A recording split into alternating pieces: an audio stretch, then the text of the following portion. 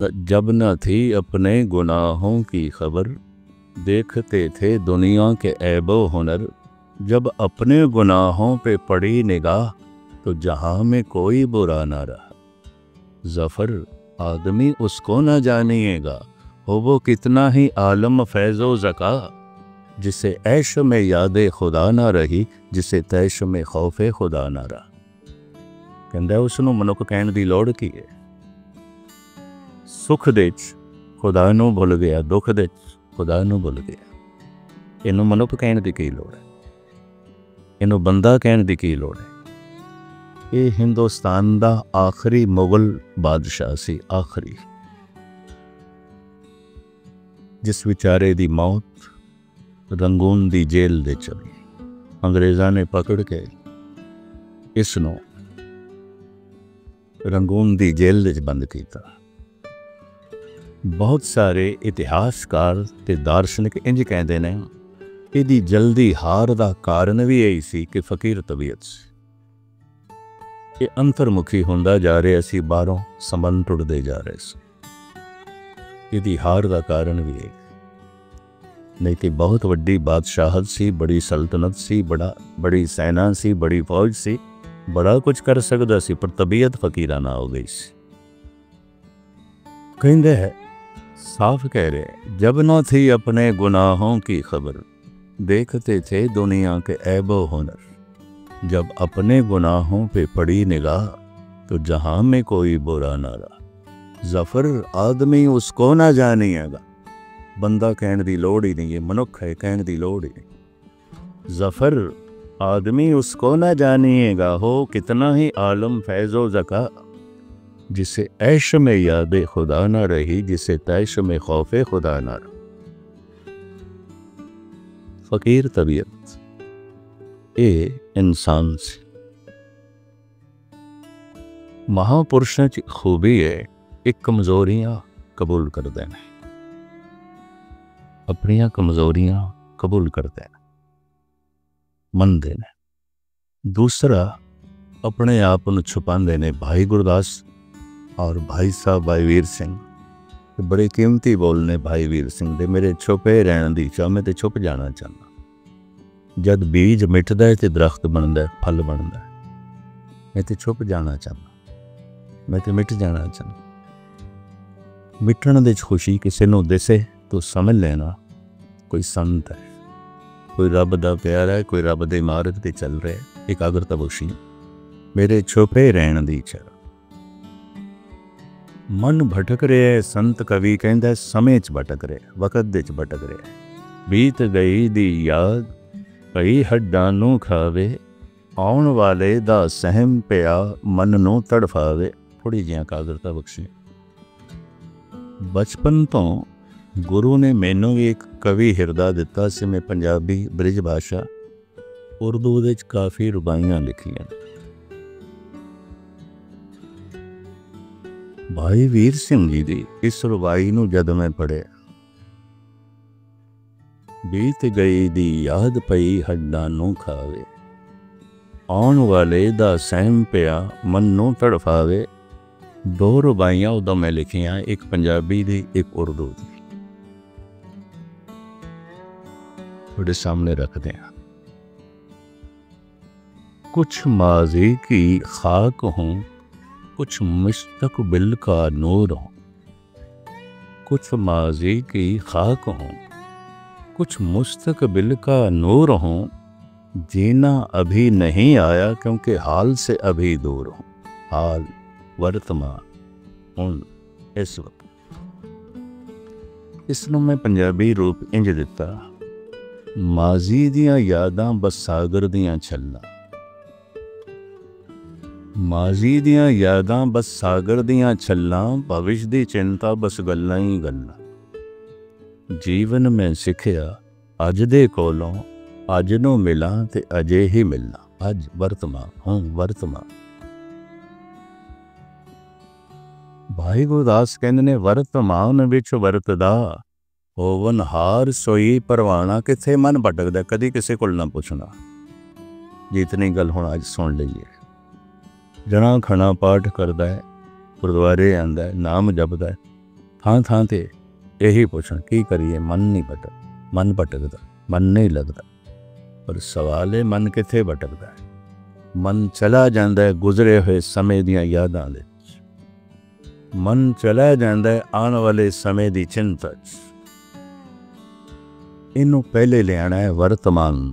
ਕਹਿੰਦੇ ਨੇ ਭਗਵਾਨ ਦਾ ਦਰ ਹੈ ਕਿ ਵਰਤਮਾਨ। ਭਾਰਤ ਦੇ ਰਿਸ਼ੀ ਇੰਝ ਕਹਿੰਦੇ ਨੇ, ਵਰਤਮਾਨ ਭਗਵਾਨ ਦਾ ਦਰਵਾਜ਼ਾ ਹੈ। दरवाजे तक पहुँच जाओ, बाकी भगवान ने आपे खिंच के ले जाना है अपने घर। दर तक ते पहुँचो, वर्तमान तक ते पहुँचो, हाल तक ते पहुँचो। वर्तमान विच वरतदा होवन हार सोई परवाना। भाई गुरदास कहंदे ने वर्तमान दे चो पहुँच जांदा है कौन? एक ते होनहार उसनू कबूल है, परवान है, दूसरा जप कर दे। वर्तमान दे च लियाण दा साधन जप है। हुण मैं अर्ज करा, भूतकाल ते बड़ा लंबा है, गुजरिया होया समा माजी ते बहुत लंबा है, भविष्य भी बड़ा लंबा है।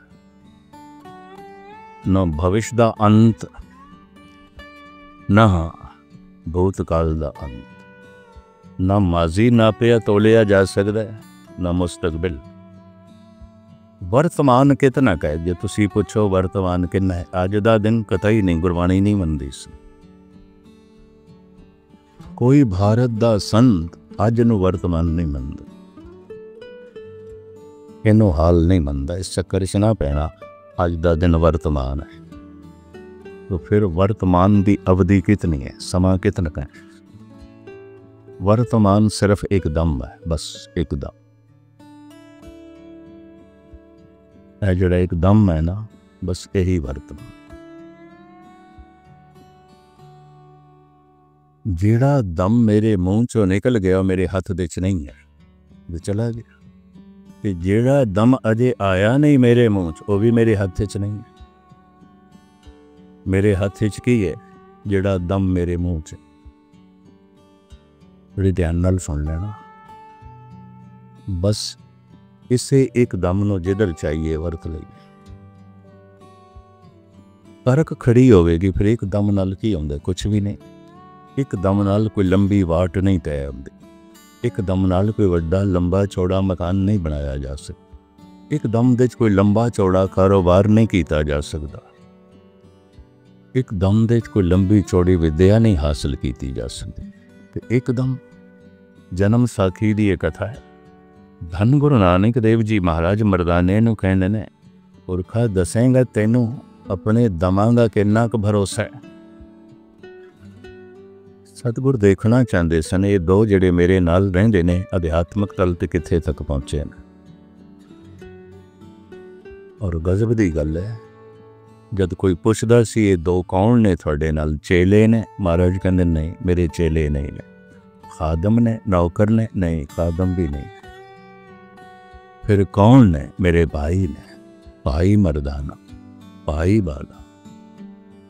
हरिद्वार दे ब्राह्मण हैरान हो गए कि हिंदू है एक मुसलमान है, दोवें थोड़े भाई किस तरह हो गए? साहिब कहते असी विचकार बैठ जाइए तो दोवें भाई।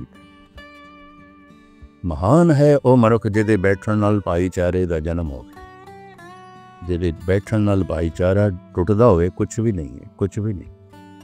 साहिब कहते असी विचकार बैठ जाइए फिर हिंदू मुस्लिम भाई, ये दोवें मेरे भाई। सतगुरु भाई साहब करके बुलाते सन। उस दिन तो गुरु घर दे सब तो वड्डी पदवी बन गई भाई साहब।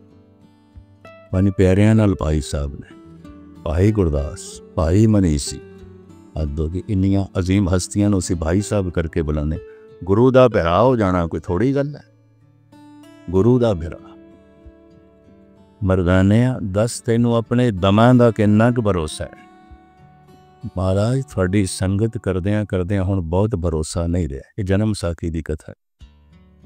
मरदियां मरदियां दम निकलदियां निकलदियां महाराज 100 दम ते ले ही लवांगे, बस इन्ना ही है, 100 दमां दा भरोसा, ज्यादा नहीं। सतगुरु कहंदे ने बालिया तू दस तैनू अपने दमां दा किन्ना क भरोसा है? बाला कहने लगा महाराज मर्दाने नूं 100 दमां दा भरोसा होवेगा, मैनू नहीं। मरदियां मैं ते यही सोचदा बड़ी मुश्किल नाल 10 दमां ते ही विश्वास कर सकदा। 10 दम ते दोवें हथ जोड़ के कहण लगे महाराज थानू अपने दमां दा किन्ना क भरोसा। इनू हिंदी ते संस्कृत साहित्य की दुनिया च कहते ने उष्ट लष्ट का अलंकार। उठदी पिठ दे चों लक्कड़ कट के उठ नूं चलाना, उष्ट लष्ट का अलंकार। जिहदा सवाल सी ये सवाल उसे ते ही करदा है। सवाल ते गुरु नानक दा सी ते गुरु नानक दा ही सवाल दोहां ने गुरु नानक ते कर दिता। महाराज तुहानू अपने दमां दा किन्ना क भरोसा है। सतगुर कहंदे ने मर्दाने तैनू 100 दमां दा भरोसा है। बालिया तैनू 10 दमां दा भरोसा है। हम आदमी हाँ एक दमे, मौलत मौत न जाना। ये पंक्ति है। मैनू एको ही दम दा भरोसा जेड़े मेरे मूँह च है। जेड़ा चला गया मेरे हथ च नहीं, ते जेड़ा आने वाला है आउंदा है कि नहीं आउंदा उहदा की पता। जेड़ा दम मेरे मूँह च बस ये नकदी है। इसनू वर्तमान कहते। इस चक्कर च ना पैना अज का सारा दिन वर्तमान है, कतई नहीं। एकदम वर्तमान है। तो हुण करग खड़ी होवेगी एकदम नाल की आउंदा। दुनिया दे सारे महामंत्र एकदम दे उचारण हो जाते हैं। वाहिगुरू एको ही दम चाहिए, ओम एकदम चाहिए, राम एकदम चाहिए, अल्लाहू एको ही दम। जितने महामंत्र ने जप दे वो एकदम दे उचारण हो जाते। ते जिंदगी एकदम दी है। ते तर खड़ा होए एक दफा फिर वाहिगुरू आखण नाल की होंदा। एक दम नूं संस्कृत विच एक क्षण कहंदे ने। क्षण एक छिन्न। एक चित जाए एक छिन्न ध्यायो, काल फास के बीच ना आए। एक छिन्न एक दम दे जेड़ा भी आ गया, जिसने ध्यान जोड़ लिया वो जन्मां जन्मांतरां दे दुख संताप पाप तो बच गए। एक क्षण। हजारां जन्मां करोड़ां जन्मां दे पापां नूं धोण वास्ते करोड़ जन्म नहीं चाहिए, एक क्षण चाहिए, एक सैकंड। किसी कमरे दे 50 साल का अंधेरा होवे, खुलिया ही ना होवे, ते 50 साल के अंधेरे नूं कड्ढण वास्ते 50 साल चाहिए, एक क्षण चाहिए। बत्ती जला हो गया। अनंत जन्मां दे दुख ते पाप मिटाण वास्ते अनंत जन्म नहीं चाहिए। इस चक्कर च ना पैना, बड़ी भारी निराशा पैदा हो जाती। एक क्षण चाहिए। एक चित जाए एक छिन्न ध्यायो, निर्वाण कीर्तन गावो करते का निमक, सिमरत जित छूटे निमक। एक सैकंड। गुरु अर्जन देव जी। एक छिन्न एक सैकंड। हुण दूसरा नुकता सुन लेना। करोड़ दफा वाहिगुरू वाहिगुरू आखदियां एक पाप भी नहीं धुलेगा। बर्दाश्त करना। करोड़ दफा वाहिगुरू वाहिगुरू आखदियां एक दुख भी नहीं मिटेगा, और नहीं मिटते। वाहिगुरू वाहिगुरू भी करी जाने, रोंदे पिटदे भी पैन, कुछ भी नहीं। करोड़ दफा वाहिगुरू वाहिगुरू आखदियां एक दुख भी नहीं मिटेगा। करोड़ दफा वाहिगुरू वाहिगुरू आखदियां एक पाप भी नहीं मिटेगा। एक दफा वाहिगुरू आखदियां करोड़ां पाप मिट जाएंगे। ये दूसरा नुकता। एक दफा वाहिगुरू आखदियां करोड़ां दुख मिट जाएंगे। करोड़ दफा वाहिगुरू वाहिगुरू आखना बहुत सौखा है, बहुत सौखा है। एक दफा वाहिगुरू आखना बहुत औखा, बहुत औखा। वो एक दफा वाहिगुरू आखना की है, गाविए सुनिए, जबान गायन करे मन सुने। ये दोवें एक हो जा, शब्द ते सुरत एक हो जा। कठिन है। इसे नूं मेरे पातशाह ने कहा, आखण औखा साचा नाव ਤੇ ਗੁਰੂ ਨਾਨਕ ਦੇਵ ਜੀ ਮਹਾਰਾਜ ਨੂੰ ਕਹਿ ਦੀ ਤੁਸੀਂ ਔਖਾ, ਕਹਿੰਦੇ ਮੈਂ ਹੁਣੇ 10 ਦਫਾ ਕਹਿ ਦਿੰਦਾ ਵਾਹਿਗੁਰੂ ਵਾਹਿਗੁਰੂ ਵਾਹਿਗੁਰੂ। ਆਪ ਕਹਿੰਦੇ ਔਖਾ, ਇਹ ਕੀ ਔਖਾ? ਨਹੀਂ ਔਖਾ। ਜ਼ਬਾਨ ਉਚਾਰਨ ਕਰੇ ਤੇ ਮਨ ਸੁਣੇ, ਇਸੇ ਨੂੰ ਕਹਿ ਰਹੇ ਨੇ ਮੇਰੇ ਪਾਸ ਕਠਨ। ਭਗਤ ਕਬੀਰ ਕਹਿੰਦੇ ਨੇ ਬੇਦ ਕਤੇਬ ਇਫਤਰਾ ਭਾਈ, ਦਿਲ ਕਾ ਫਿਕਰ ਨਾ ਜਾਏ, ਟੁਕ ਦਮ ਕਰਾਰੀ ਜੋ ਕਰੋ ਹਾਜ਼ਰ ਹਜ਼ੂਰ ਖੁਦਾਏ। ਇੱਕ ਦਮ ਦੇ 'ਚ ਕਿਧਰੇ ਟਿਕ ਜਾਓ, ਖੁਦਾ ਹੁਣੇ ਹੀ ਹਾਜ਼ਰ, ਤੁਸੀਂ ਖੁਦਾ ਦੇ ਰੂਪ ਹੋ ਜਾਓਗੇ। ਭਗਤ ਕਬੀਰ। ਲਬਾ ਲੱਭੇ ਕੁਨ ਦਮ ਬ ਦਮ ਨੋ ਸ਼ੁਕਨ, ਵਮੇ ਹਰ ਦੋ ਆਲਮ ਫਰਾਮੋ ਸ਼ੁਕਨ। ਭਾਈ ਸਾਹਿਬ ਭਾਈ ਨੰਦ ਲਾਲ।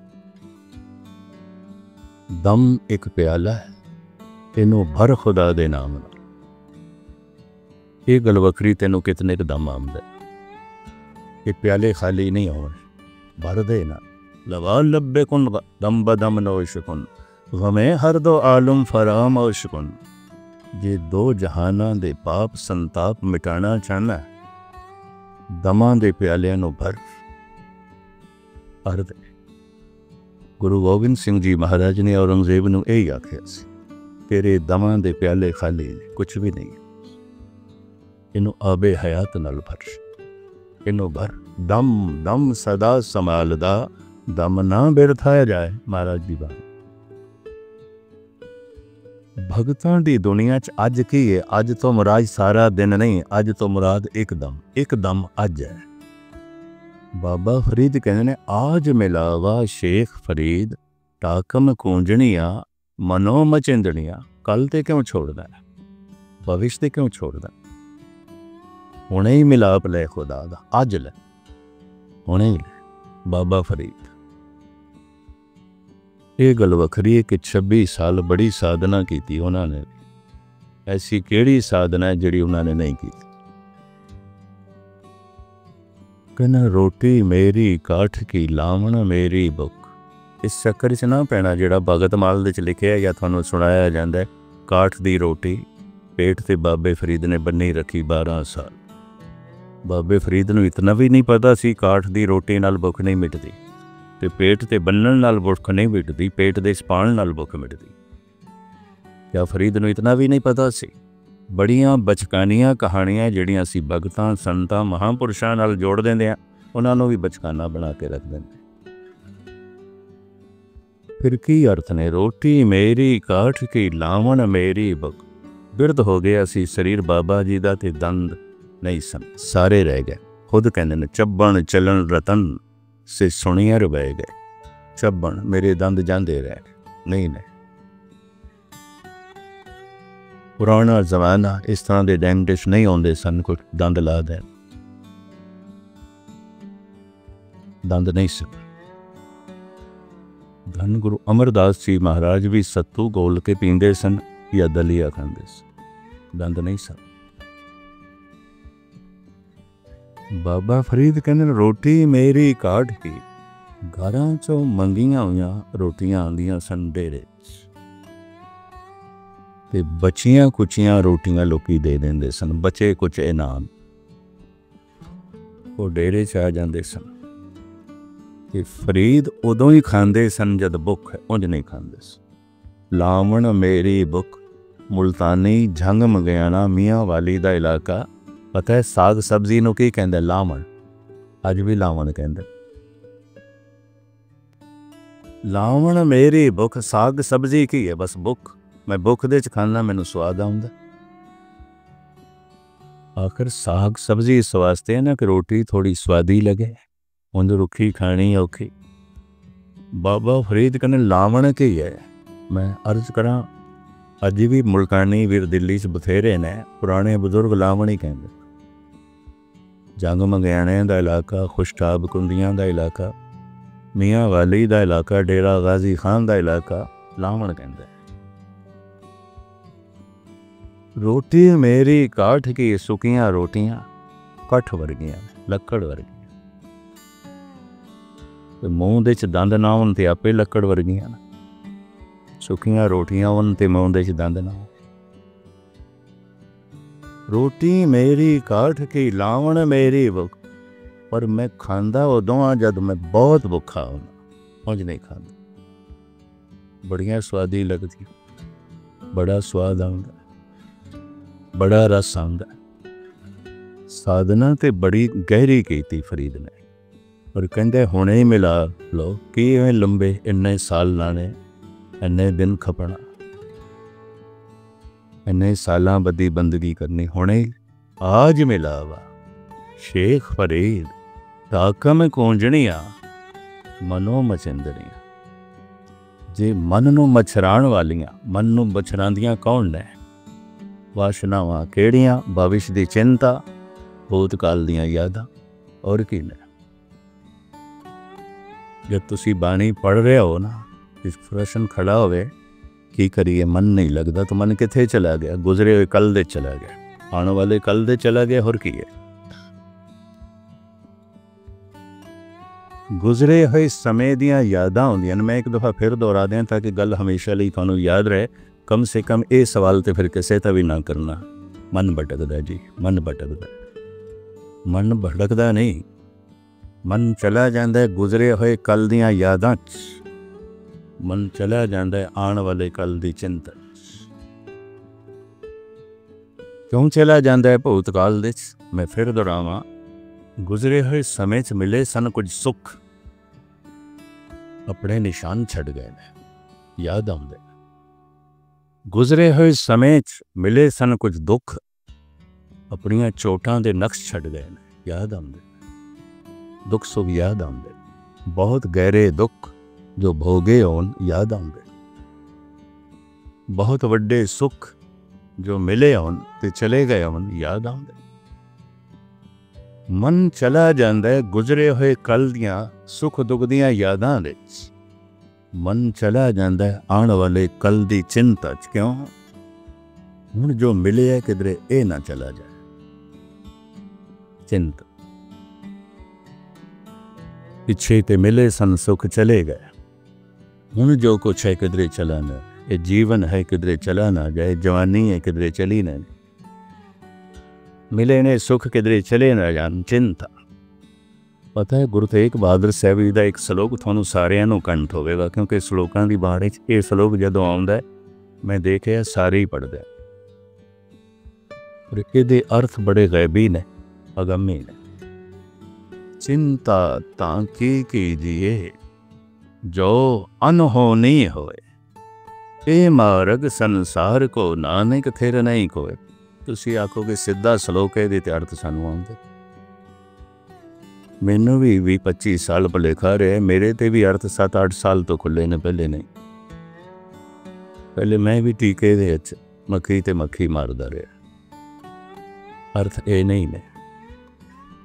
चिंता तां की कीजिए जो अनहोनी होए, ए मार्ग संसार को नानक थिर नहीं कोए।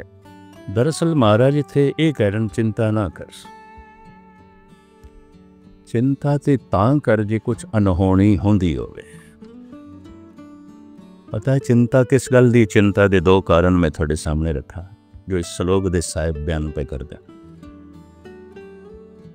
पहला, कम से कम मेरे नाल ऐसा नहीं होना चाहिए, होंदा है जगत नाल होवे ते, कम से कम मेरे नाल ऐसा नहीं होना चाहिए, और अंदर चिंता बनी हुई किधरे हो ना जाए, हो ना जाए, ये चिंता बनी हुई। दूसरा, चिंता का कारण ऐसा होना चाहिए, मैं चाहना ऐसा होवे, ऐसा होना चाहिए मैं चाहना, और अंदर चिंता बनी हुई मता ना होवे, ना होवे। ये चिंता दे दो कारण मैं फिर दोहराना ताकि पूरी पकड़ आ जाए। कम से कम मेरे नाल ऐसा नहीं होना चाहिए, होंदा है जगत नाल होवे। कबीर कहते ना, पारोसी के जो हुआ तू अपने भी जान। किहड़े चक्रां च तू पिया? पड़ोसी दी अर्थी निकली है, तेरी भी निकलेगी। किहड़े चक्रां च तू पिया? पड़ोसी के जो हुआ तू अपने भी जान। कम से कम मेरे नाल ऐसा नहीं होना चाहिए। होया किसी का नुकसान होवे पे मेरा तो ना होवे, होइए किसी की बेइज्जती होवे पे कम से कम मेरी तो ना होवे। कोई असाध रोग असाध बीमारी चंबड़ीए किसी नूं, कम से कम मैनू ते ना चंबड़े। कम से कम मेरे नाल ऐसा नहीं होना चाहिए। और अंदर चिंता बनी हुई किधरे हो ना जी, हो ना। दूसरा, ऐसा होना चाहिए, मैं चाहना, मेरी इच्छा है, मेरी कामना है, ऐसा होना चाहिए। पर अंदर चिंता बनी हुई मता ना होए। पता है गुरु तेग बहादुर साहब इस श्लोक की कह रहे हैं, जो होंदा है वो होंदा, जो नहीं होंदा नहीं होंदा। चिंता केड़ी है, परे सुट। जो होंदा है वो होंदा है, तेरे लख रोकण दे बावजूद भी नहीं रुकेगा। जो नहीं होंदा नहीं होंदा, तेरे लख करन दे बावजूद भी नहीं होवे। जो होंदा है वो होंदा है, जो नहीं होंदा नहीं होंदा। तू लख कोशिश कर मैं बुढ़ा ना हुआ, जवानी बुढ़ेपे च बदले। बस एक कोई उदाहरण काफी। तू लख कोशिश कर मेरे चिट्टे वाल ना होणगे, कर जिन्ने उपाय करने ने कर ले। कम से कम मेरे नाल ऐसा नहीं होना चाहिए। पर चिंता है, हो ना जाए। ऐसा होना चाहिए, मैं चाहना, मेरी इच्छा है, मेरी कामना है, ऐसा होना चाहिए। पर अंदर चिंता मता ना होए। गुरु तेग बहादुर साहब जी कहते जो होंदा है वो होंदा है, जो नहीं होंदा नहीं होंदा।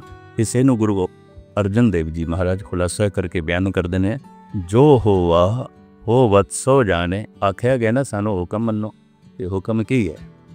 जो होवा हो वत्सो जाने, प्रभ अपने का हुक्म पछाने। जो हो गया होना सी, होनहार। तेरे कीते कर्म उस दे बने भोए विधान।